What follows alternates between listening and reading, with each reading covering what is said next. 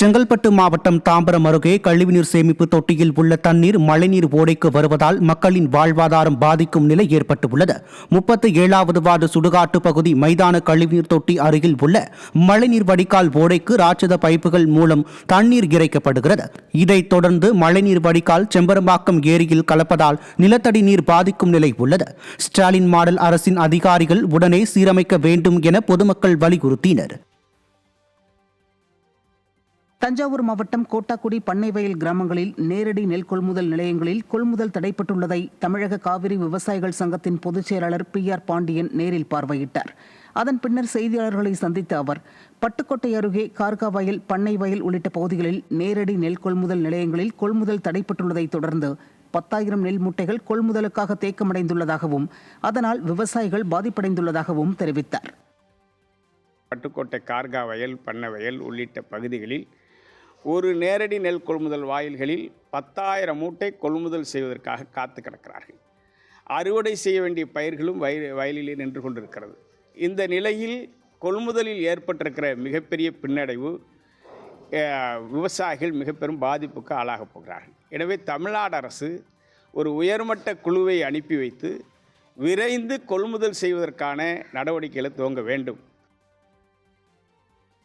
சிவகங்கை மற்றும் அதன் சுற்றுவட்டார பகுதிகளில் பெய்த திடீர் மழையால் பொதுமக்கள் மற்றும் விவசாயிகள் மகிழ்ச்சி அடைந்தனர். காளையார்கோவில், நாட்டரசன் கோட்டை, வாணியங்குடி உள்ளிட்ட பல்வேறு பகுதிகளில் மழை பெய்தது. இந்த மழையால் வெப்பம் தணிந்து குளிர்ச்சியான சூழல் நிலவியதால் பொதுமக்கள் மற்றும் விவசாயிகள் மகிழ்ச்சி அடைந்தனர். ஆட்சியர் அலுவலக நுழைவு வாயிலில் ஆபத்தான முறையில் வைக்கப்பட்டுள்ள திமுக கொடிக்கம்பங்கள் மற்றும் பேனர்களை கண்டு பொதுமக்கள் அதிர்ச்சியடைந்தனர். விடியா திமுக அமைச்சர் கலந்து கொள்ளும் நிகழ்ச்சிக்காக அலுவலக நுழைவு வாயில் வரை கொடிக்கம்பங்கள் மற்றும் பேனர்கள் வைக்கப்பட்டிருந்த நிலையில் அதில் பல கொடிகள் ஆபத்தான முறையில் சாய்ந்து காணப்பட்டன. பொது இடங்களில் ஆபத்தான முறையில் விளம்பர பேனர்கள் மற்றும் கொடிக்கம்பங்கள் அமைக்கக்கூடாது என்ற நீதிமன்ற உத்தரவை மீறி திமுகவினர் செய்த அடாவடிகளால் விபத்து ஏற்படும் ஆபத்துள்ளதாக பொதுமக்கள் அச்சம் அடைந்துள்ளனர்.